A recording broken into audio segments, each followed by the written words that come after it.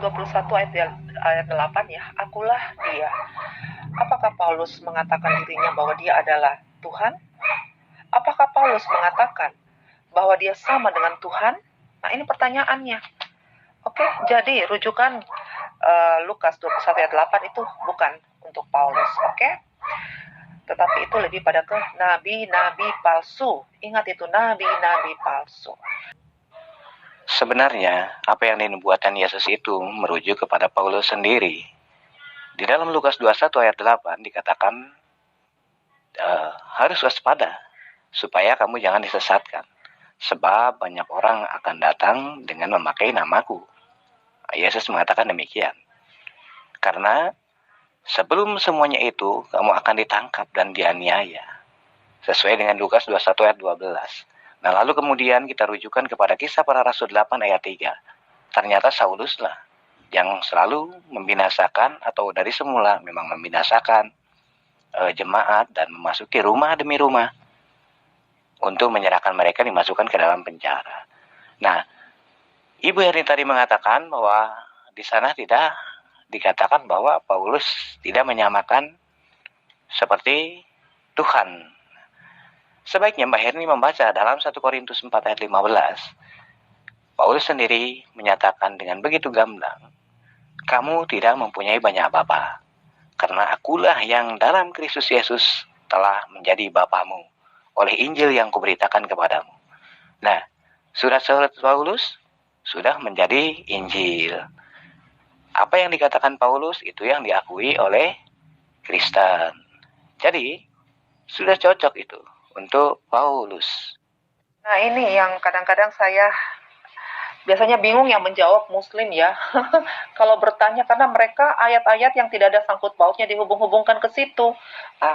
Contohnya tentang Paulus itu sendiri atau Rasul Paulus. Ya, kalau untuk melihat, untuk mau tahu tentang pertobatan Rasul Paulus ya, kamu boleh baca di Kisah Rasul 9 secara keseluruhan. Di situ bercerita tentang bagaimana Rasul Paulus dipanggil Tuhan untuk menjadi pemberita Injil. Kemudian menghubungkannya lagi dengan 1 Korintus 4 ayat 15. Nah, sebenarnya ini harus dibaca secara lengkap ya, mulai dibaca dari ayat 14 ya, mungkin sampai dengan ayat yang ke-17 kamu akan mengerti bahwa sebenarnya ya ini adalah teguran kepada jemaat di Korintus. Ya, saya mau bilang ya bahwa jemaat di Korintus itu yang membentuk jemaat itu ya ini atas pemberitaan ya itu adalah Rasul Paulus. Nah, mungkin nanti kamu bingung lagi. Kok dia yang membentuk jemaat? Memang di Indonesia pun begitu. Aku juga bergereja di mana yang membentuk itu ya para penginjil, para pendeta yang membentuk jemaat itu. Begitu juga dengan Rasul Paulus. Makanya dia mengatakan bahwa aku ini Bapa. Bapa di sini bukan Bapa seperti Yesus. Kamu harus mengerti itu. Atau Bapa sebagai Tuhan, bukan itu. Bapa sebagai pendiri jemaat di situ. Itu maksudnya Rasul Paulus. Karena jemaat itu dibentuk yang tadinya mereka tidak mengenal Kristus, yang tadinya mereka tidak mengenal kebenaran. Rasul Paulus datang ke sana memberitakan Injil dan mendidik mereka, pelan-pelan mendidik mereka. Dan dia tinggal di dengan jemaat itu dengan waktu yang cukup lama, begitu kemudian beliau pergi lagi ke tempat lain untuk memberitakan Injil dan seperti itu. Dan dia kadang-kadang mengirim surat kepada jemaat itu kalau dia mendapat laporan bahwa ada sesuatu yang terjadi dengan jemaat itu, karena namanya jemaat yang masih muda, masih perlu banyak bimbingan. Nah, ini yang dimaksud, bukan dia menyamakan diri sebagai Tuhan. Coba, kalau Rasul Paulus mengatakan dirinya sama seperti Tuhan, adakah kata-kata Rasul Paulus yang sama seperti Yesus? Contohnya, ya, dosamu sudah diampuni. Pernahkah Rasul Paulus mengatakan itu? Ya, atau ya, Rasul Paulus mengatakan, aku ini jalan keselamatan, tidak ada seorang pun yang sampai kepada Tuhan kalau tidak melalui aku. Ada kata-kata Rasul Paulus seperti itu? Oke, thank you. Fakta dan survei membuktikan bahwa jelas di dalam Bible sendiri tidak pernah dikatakan Yesus mengenali Paulus. Dan tidak pernah sejarah mencatat bahwa Yesus pernah berjumpa dan bertanya jawab dengan Paulus selama dalam hidupnya. Dan jika ayat-ayat tersebut tidak dirujukan kepada Paulus sebagai seorang nabi palsu yang membawa ajaran sesat, maka segala apa yang dikatakan oleh Paulus tentu akan selaras dengan apa yang dikatakan oleh Yesus. Karena jelas, jika memang dia adalah rasul, otomatis dia adalah utusan. Dan yang diutus pasti sama dengan yang mengutus. Seperti halnya kita bisa lihat di dalam Efesus 2 ayat 15, Paulus mengatakan, sebab dengan matinya sebagai manusia membatalkan hukum Torah. Sementara, pernyataan Yesus sendiri, di dalam Matius 5 ayat 18, selama belum lenyap langit dan bumi, satu iota, satu titik, tidak akan ditiadakan dari hukum Torah. Nah, di sini saja bisa kita lihat bahwa apa yang dikatakan oleh Yesus tidak selaras dengan Paulus.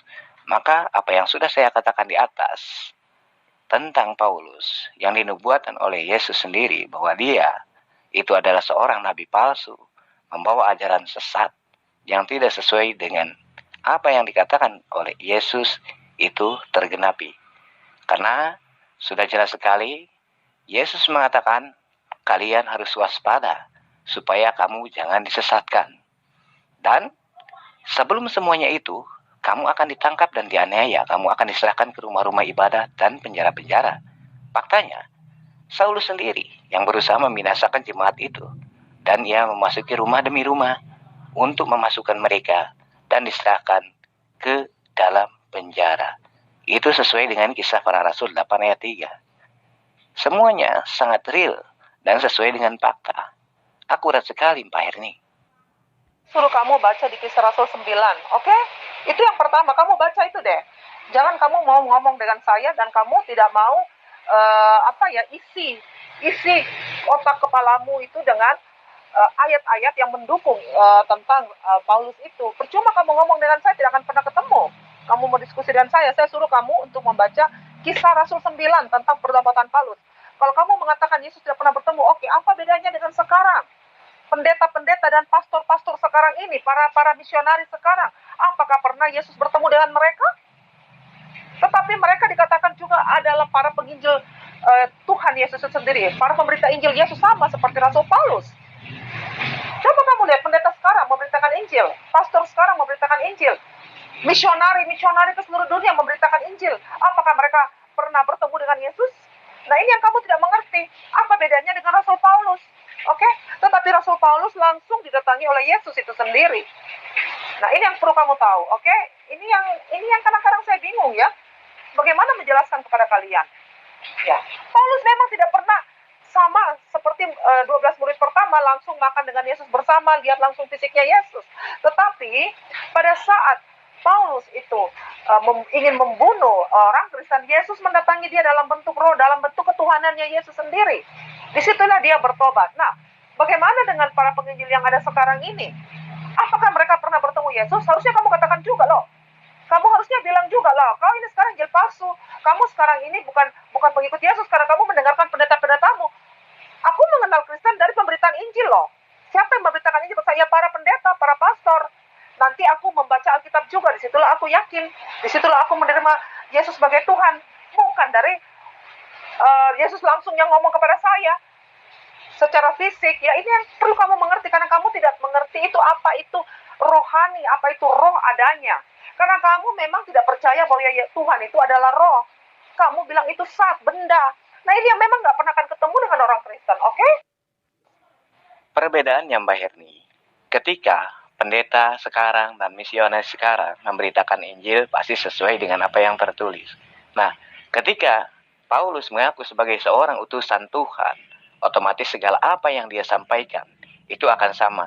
Seperti halnya ketika Yesus mengatakan di dalam Yohanes 7 ayat 16 bahwa ajaranku tidak berasal dari diriku sendiri, tetapi dari Dia yang telah mengutus Yesus.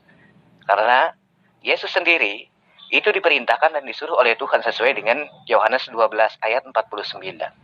Bapa atau Allah yang telah mengutus Yesus, yang memerintahkan Yesus untuk mengatakan apa yang harus dikatakan dan harus diucapkan.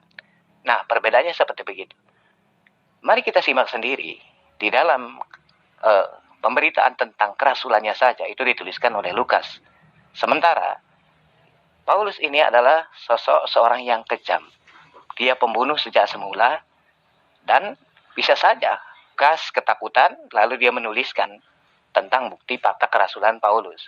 Sementara di dalam pengakuan dan kesaksian Paulus sendiri yang dituliskan di dalam Kisah Para Rasul 22 ayat 9, di dalam satu pasal yang sama dengan Kisah Para Rasul 9 ayat 7, itu sangat bertentangan. Teman seperjalanan yang diakui oleh Paulus, dikatakan ada yang mendengar suara, tetapi ada yang tidak mendengar suara. Sebenarnya yang mana yang benar? Dari situ saja bisa kita ketahui. Dan lalu kita bisa runutkan dengan apa-apa yang telah menjadi ajaran daripada Paulus tersebut. Kesemuanya tidak berkesesuaian dengan si pengutus yang notabene adalah Yesus sebagai Tuhan. Kita lihat, semuanya itu adalah hanya pengakuan sebelah pihak daripada Paulus, Mbak Herni. Jadi tidak pernah ada pernyataan yang secara gamblang dari Yesus sendiri bahwa aku Yesus mengutus utusanku yaitu Paulus. Itu tidak ada. Semuanya itu yang apa yang dituliskan oleh Lukas di dalam Injilnya itu adalah hanya pengakuan sebelah pihak daripada Paulus. Sementara Paulus sendiri dikatakan bertaubat. Dari mana rujukan taubatnya? Sementara dia sendiri dituliskan oleh orang terdekatnya, itu Lukas. Bisa saja Lukas di bawah tekanan dan penganiayaan Paulus sendiri, karena Paulus memang penganiaya. Kan seperti begitu, Mbak Herni. Oke, kalau kamu mengatakan Paulus adalah seorang pembunuh, oke, kamu yang memulaikan kata pembunuh itu. Sekarang aku balik ke kamu. Apakah Muhammad tidak pernah membunuh? Kenapa Muhammad harus diracun sama wanita Yahudi? Oke. Kedua, Paulus tidak pernah berzina, tidak pernah berpoligami. Tapi bagaimana dengan Muhammad? Kalau kamu mengatakan Muhammad itu utusan ya, saya juga mengatakan juga statusnya sama. Sama-sama utusan ya, sama-sama rasul. Oke. Itu perbedaannya, cuma dua itu aja saya sudah angkat ya. Itu perbedaannya. Walaupun dia sama-sama utusan ya. Rasul Paulus adalah pemberita Injil, oke? Muhammad adalah utusan Tuhan ya, menyampaikan firman dari Tuhan. Itu menurut kamu ya. Lihat perbuatannya, mana yang lebih terhormat, Pak? Kalau Bapak yang memulai duluan dari masalah pembunuhan ya. Oke? Thank you. Jangan terlalu melebar, Mbak Herni. Kita kembali kepada poinnya. Lalu apa yang menjadi penguat bahwa Paulus ini adalah utusannya Yesus? Sementara tidak bisa kita menutup mata di dalam Bible sendiri bahwa Paulus tersebut itu tidak pernah dikatakan bertemu dengan Yesus. Nah, lalu dengan pengakuan sebelah pihaknya tersebut, sehingga dituliskan oleh Lukas. Patut diduga kan, bisa saja antara Paulus dengan Lukas itu ada terjalin kerjasama. Bahkan jika kita lihat latar belakangnya Paulus sendiri, itu dituliskan dan tertulis gitu di dalam Bible bahwa Paulus itu adalah seorang pembunuh. Nah, sementara Mbak Herni membandingkan dengan Nabi Muhammad SAW. Coba tunjukkan ayatnya di mana Nabi Muhammad membunuh di dalam Al-Quran. Coba silahkan ayatnya. Nah, seperti begitu. Itu harus ada dan harus jelas sesuai dengan konteksnya. Lalu Mbak Herni kembali bertanya, kenapa Muhammad diracun? Justru, ya, Muhammad diracun waktu itu untuk dibuktikan kenabiannya. Mati apakah tidak dia? Sementara sahabatnya yang makan sama-sama waktu itu mati seketika. Tetapi apa yang terjadi dengan Muhammad SAW? Ternyata tidak mati. Nah, sehingga wanita Yahudi tersebut pun masuk Islam. Nah itu. Jadi itulah perbedaannya. Tetapi kita akan kembalikan kepada poinnya. Ketika Mbak Herni masih terus membela kebenaran, ya, membela apa yang saya kuatkan tentang bukti fakta Paulus yang jelas, pertama dari pengakuannya sudah kontradiksi, karena pengakuan-pengakuan tersebut dan kesaksian-kesaksian Paulus sendiri itu adalah hasil dia sendiri. Otomatis ya sebelah pihak. Kalau yang nanya sebelah pihak, ya boleh saja orang mengaku, kan seperti begitu. Karena apa yang menjadi statement daripada Paulus tersebut tidak berdasarkan kebenaran apapun. Dan Mbak Herni mungkin tidak akan bisa menunjukkan di mana Yesus pernah mengenal dia. Yesus pernah mengenal Paulus. Nah, terkecuali pengakuan sebelah pihak dari Paulus sendiri. Nah, dan jika kita ya bandingkan antara pengajaran apa yang diterima oleh Yesus dari Tuhannya Yesus yang memerintahkan dia untuk apa yang harus dikatakan, ternyata sangat berbeda sekali. Ketika Yesus sendiri tidak pernah mengatakan bahwa dengan matinya aku umpamanya telah membatalkan hukum Taurat, ya kan? Nah, tidak ada itu. Tidak ada seperti apa yang telah dikatakan oleh Paulus sendiri di dalam Efesus 2 ayat 15. Nah, ini dari mana sumbernya kata-kata Paulus ini? Sementara Yesus tidak pernah membatalkan hukum Taurat, 1.1 iota pun tidak akan ditiadakan. Lalu kenapa orang yang tiba-tiba mengaku diutus, ya, dia malah membatalkan hukum Taurat? Ini kuasa penuhnya dari mana? Otoritas siapa ini? Nah, itu yang harus dipertanyakan. Nah, maka jelaslah bahwa dengan kedustaan yang Paulus ciptakan sehingga bisa menipu kebanyakan orang-orang Kristen sampai saat ini. Nah, baik itu juga Mbak Herni sendiri. Karena memang untuk tidak meninggikan diri sendiri, ya, Paulus mengaku di dalam dirinya terdapat satu duri, yang dimana duri tersebut adalah utusan iblis. Makanya dia, ya, tidak tinggi hati. Agar apa? Agar sukses untuk menipu Mbak Herni, mempercayainya. Sehingga jika kita merujuk atau kita meneliti di dalam perjanjian baru, nama Tuhan sendiri tidak pernah disebutkan. Cuman dengan istilah Bapa saja. Kan seperti begitu. Karena apa? Karena jika kita telah ternyata siapa Bapa tersebut dan siapa yang mengaku dengan Bapa dan menyetarakan dengan Bapa, dialah Paulus. Sesuai dengan 1 Korintus 4 ayat 15. Biarpun Mbak Herni mempunyai banyak bapa, tetapi hanya siapa? Akulah, kata Paulus, yang menjadi bapamu. Maka tepat. Dan coba sekarang pikirkan. Yang namanya kitab suci, itu berarti dari Tuhan. Dan itu adalah firman-Nya Tuhan. Kan seperti begitu. Nah, suratnya Paulus dijadikan sebagai firman Tuhan. Dan diikuti oleh banyak Kristen di dunia ini. Jadi sudah jelas. Bapa di dalam perjanjian baru yang dituhankan oleh Kristen itu merujuk kepada itu Paulus itu sendiri dengan merekayasa dan membuat ajaran bernama Kristen yang tidak pernah dikenal oleh Yesus.